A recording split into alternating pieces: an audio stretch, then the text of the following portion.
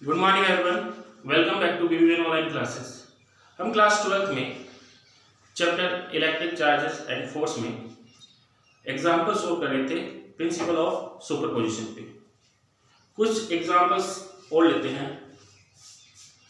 Consider three charges Q1, Q2, Q3 each equal to Q।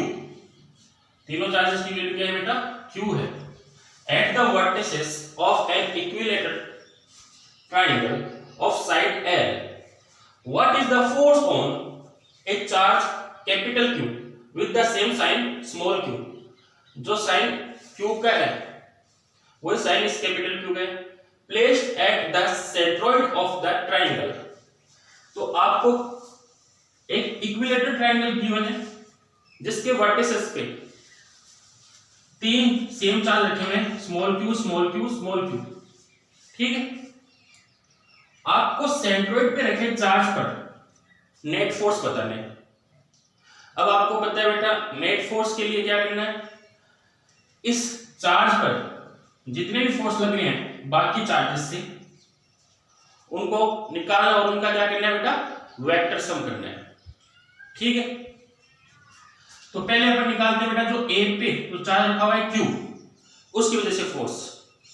तो बेटा Q की वजह से जो फोर्स इस कैपिटल Q पे लगेगा वो किस डायरेक्शन में लगेगा? ये कैपिटल Q ये स्मॉल q इस कैपिटल Q को रिपेल करेगा इस डायरेक्शन में। इस पॉइंट को मैंने नाम दे दिया E। ठीक है, इस फोर्स को मैंने मान लिया F1। क्या मान लिया बेटा? F1। F1 की वैल्यू निकालते हैं अपन। तो बेटा फोर्स F1 कितना आएगा? K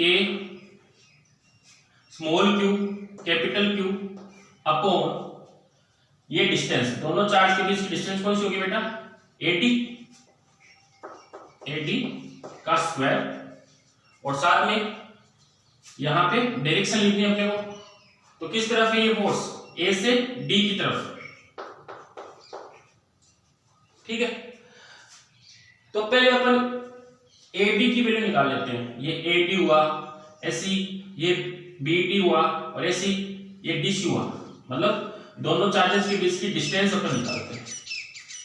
तो आपको ये इक्विलेटरल ट्रायंगल दे रखा है और ये हो गया बेटा सेंट्रोइड। तो आपको पता है सेंट्रोइड तीनों मीडियम जहां मिलती है ट्रायंगल में वो सेंट्रोइड बनता है। अब देखो ये जो मीडियन है ये एंगल बाइसेक्टर है। तो इक्विलेटरल ट्रायंगल में ये 60 डिग्री है, तो ये एंगल कितना होगा बेटा? 30 डिग्री। ठीक है, और मीडियन साथ ही जो सामने वाली साइड है उसका भी क्या होती है, उसको भी क्या करती है? बाइसेक्ट करती है। मतलब BC का ये बाइसेक्टर हो जाएगा, ये मीडियन बाइसेक्ट करेगी। ऐसी BD को अपन एक्सटेंड करें तो AC को बाइसेक्ट करेगी। ठीक है, ऐसी ये जो CD इसको एक्सटेंड करें तो ये किसको बाइसेक्ट करेगी? AB को। तो अगर ये डिस्टेंस L है तो ये कितनी हो जाएगी बेटा? L/2। कितनी हो जाएगी? L/2। तो एक ट्रायंगल बन रहा है यहां पे। ठीक है, ऐसा कुछ ये 90 डिग्री, ये एंगल कितना होगा? 90 डिग्री। ये परपेंडिकुलर बाइसेक्ट करती है, कितना होगा? 90 डिग्री। ये कितना है? 30 डिग्री। और ये कितनी है? L/2। तो इससे अपन ये डिस्टेंस निकाल सकते हैं बेटा ट्रिग्नोमेट्री से। ट्रिग्नोमेट्री का यूज करते हैं यहाँ पे। तो देखिए बेटा 90 से हाइपोटेन्यूज ये क्या हो गया बेटा? परपेंडिकुलर, और ये क्या हो गया? बेस। तो मेरे को बेस पता है, हाइपोटेन्यूज निकालना है। ठीक है, तो अपन जानते हैं cos थीटा कितना है यहाँ पे? 30 degree. Base upon hypotenuse, base कितना है? L/2। और बेटा हाइपोटेन्यूज की वैल्यू निकालनी है अपने को h। जो h है, h की वैल्यू क्या है यहाँ पे? BT। इसको मैं BT लिखा हूं। तो BT कितना आ जाएगा देखो? cos 30 कितना होता है? √3/2। L/2 upon √3/2। जो BT आएगा L/2 अपॉन √3/2, 2 से 2 कैंसिल, तो BT की वैल्यू कितनी आएगी बेटा L/√3। ये BT आ गया कितना L/√3। ऐसी ये डिस्टेंस भी कितनी हो जाएगी L/√3। ऐसी ये कितनी हो जाएगी DC, ये भी कितनी हो जाएगी L/√3। ठीक है,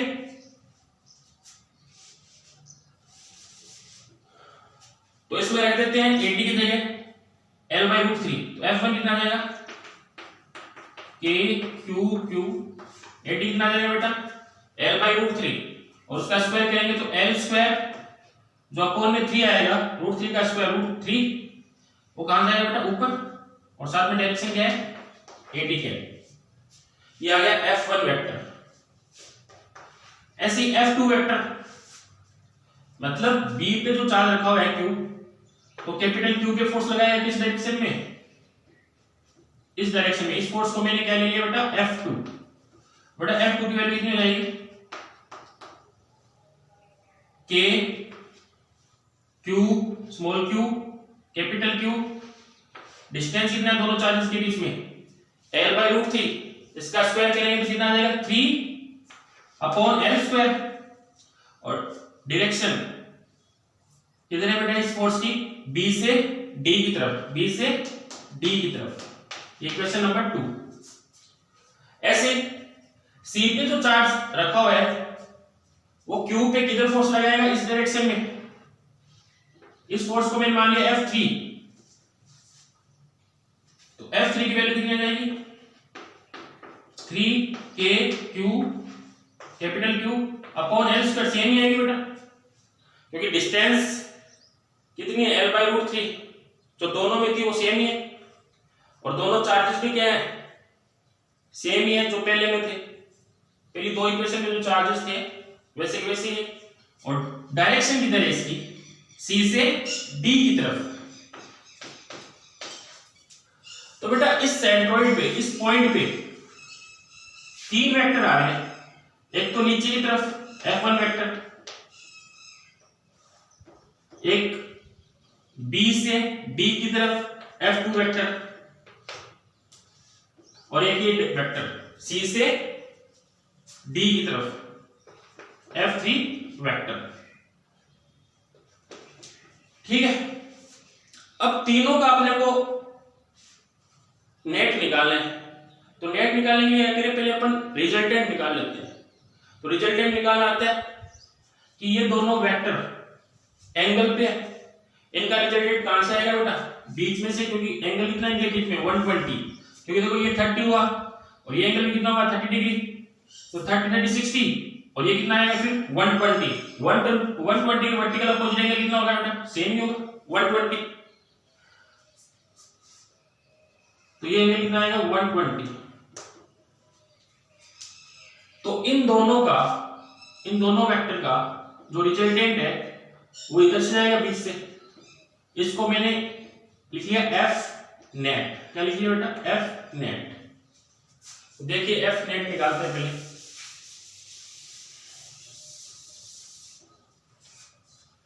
तो F net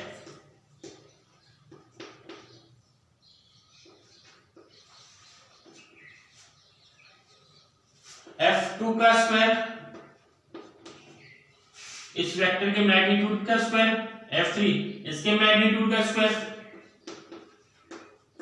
2 into F2 F3 cos theta. Theta कितना है बेटा इनके बीच में 120 डिग्री।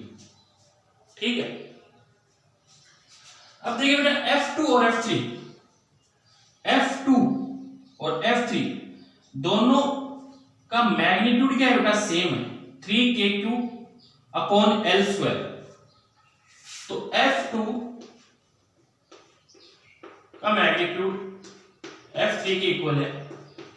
ठीक है, दोनों का मैग्नीट्यूड सेम है, तो मैं इनको अलग अलग नहीं लिख के क्या लिख लूं बेटा F3 लिख लूं, क्योंकि दोनों क्या है इक्वल है, इनका मैग्नीट्यूड क्या है इक्वल है। तो इसमें वैल्यू रखते हैं F net. F net resultant है किन के बीच, किन दो फोर्स का F3 और F2 का, F3 और F2 का रिजल्टेंट है F नेट। तो F नेट कितना है बेटा? F2 की जगह रखिए F स्क्वायर 2, F2 की जगह F, तो ये भी कितना हो जाएगा बेटा F स्क्वायर। cos 120 की वैल्यू कितनी होती है? -1/2। तो 2 से 2 कैंसिल, ये प्लस और माइनस माइनस F स्क्वायर, ये प्लस F स्क्वायर से क्या हो जाएंगे? कैंसिल हो जाएंगे। तो जो F नेट आएगा वो क्या आएगा? रूट F स्क्वायर मतलब F। तो F नेट है वो कितना है? F। और F की वैल्यू कितनी है बेटा? जो मैग्नीट्यूड है कितना है? F मतलब मैग्नीट्यूड कितना है? 3kq L square, 3kq L square. ये आ गया बेटा F। मतलब इन दोनों फोर्स का जो रिजल्टेंट है वो किधर है बेटा? F1 के अपोजिट डायरेक्शन में, F1 के अपोजिट डायरेक्शन में। और इस F नेट का जो मैग्नीट्यूड आया वो कितना है? 3kq L square. तो इसको अगर वेक्टर में लिखें तो यहाँ पे डायरेक्शन लिखते हैं। तो डायरेक्शन देखो, F1 की डायरेक्शन क्या थी? AD। AD के अपोजिट है तो यहाँ पे क्या आ जाएगा? माइनस। AD के अपोजिट डायरेक्शन क्या होगी? -AD। ठीक है। तो अब इन दोनों वेक्टर जो F3 है F2 है, इनका रिजल्ट अपन ने निकाल लिया F नेट। अब इस पॉइंट पे सिर्फ दो ही फोर्स लग रहे हैं, एक तो F नेट और एक क्या है? F1। F नेट तो किधर है बेटा?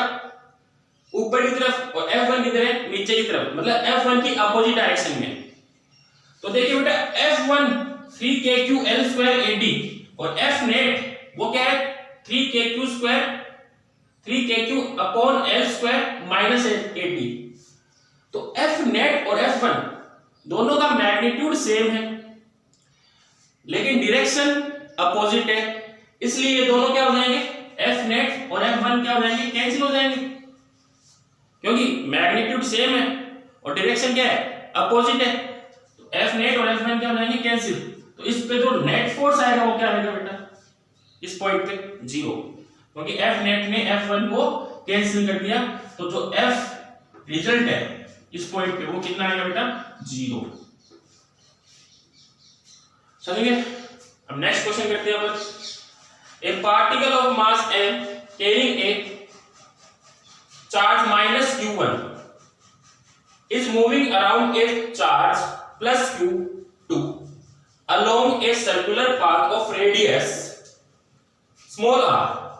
Prove that period of revolution of charge -q1 about +q2 is given by this। मतलब आपको पीरियड ऑफ रेवोल्यूशन निकालना है किसका बेटा? -q1 का, जो किसके अबाउट रिवॉल्व कर रहे हैं? +q2 के।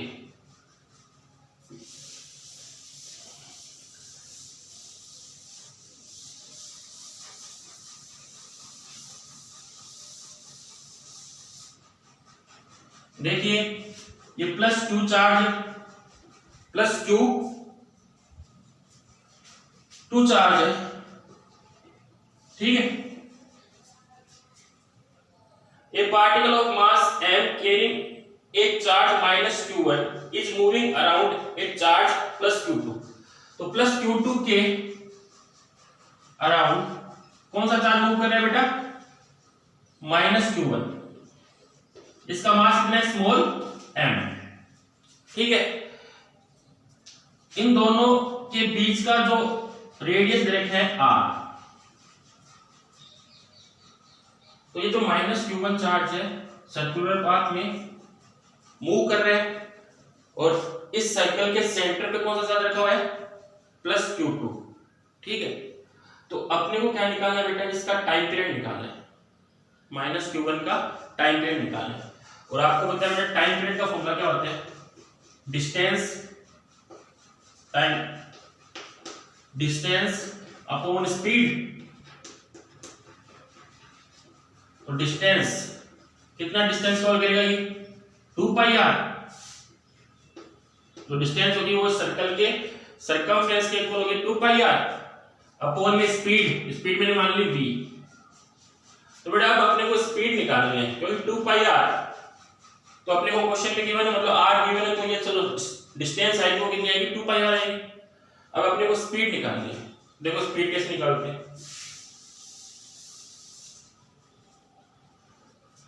देखो दोनों चार्ज के बीच में एक फोर्स लगेगा, कौन सा, इलेक्ट्रोस्टैटिक फोर्स।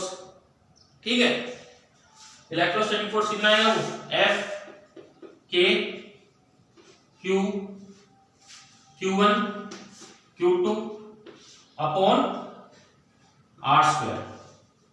और ये किस नेचर का होगा बेटा, अट्रैक्शन नेचर का, क्योंकि दोनों अपोजिट नेचर के हैं। ठीक है, जिसका मैग्नीट्यूड कितना आएगा K Q1 Q2 upon R square. ठीक, अब एक फोर्स और लग रहा है, क्योंकि जब कोई पार्टिकल सर्कुलर मोशन करता है तो उसमें एक फोर्स और लगता है, कौन सा फोर्स, सेंट्रीपिटल फोर्स। और यहाँ पे बेटा जो ये इलेक्ट्रोस्टैटिक है, इलेक्ट्रोस्टैटिक फोर्स है, ये सेंट्रीपिटल फोर्स का ही काम करता है। ठीक है, तो अपन लिख सकते हैं जो इलेक्ट्रोस्टैटिक फोर्स है F, वो किसके इक्वल है बेटा, सेंट्रीपिटल फोर्स के इक्वल है। और सेंट्रीपिटल फोर्स की वैल्यू क्या होती है, मास,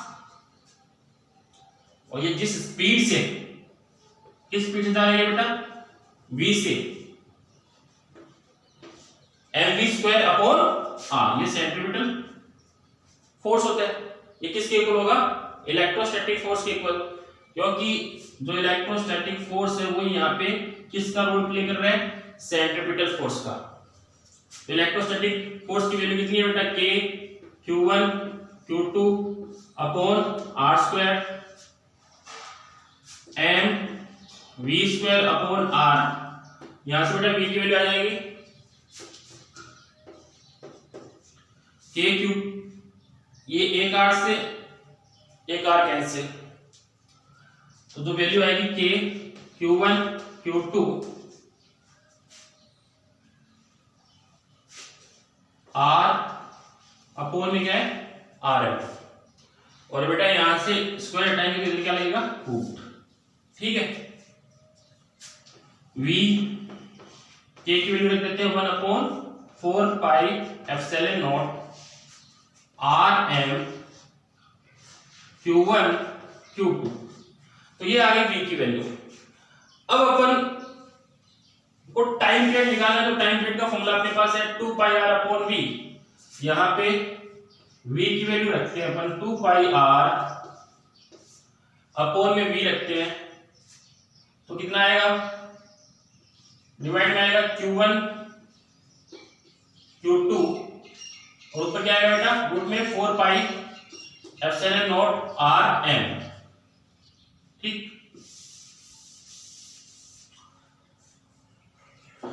तो T, ये 2 पाई R को अंदर मल्टीपल करें, रूट के अंदर लेके जाए तो क्या हो जाएगा बेटा, ये 4 पाई स्क्वायर R स्क्वायर हो जाएगा, 4 पाई स्क्वायर R स्क्वायर इस टर्म से मल्टीपल होगा, तो जो वैल्यू आएगी देखो 16, ये अंदर जाएगा 4 होगा, 4 4 16, ये पाई स्क्वायर होगा, एक पहले से पाई है तो पाई क्यूब। ठीक है, ये r हो जाएगा तो r स्क्वायर, एक r पहले से तो क्या हो जाएगा r क्यूब m, और अपॉन में क्या आ जाएगा Q1 Q2। तो यही अपने को प्रूव करना था, 16 पाई cube r cube m upon Q1 Q2, ये है टाइम पीरियड। ठीक है, तो ये अपन ने क्वेश्चन किए। नेक्स्ट क्लास में अपन परमिटिविटी पे बात करेंगे।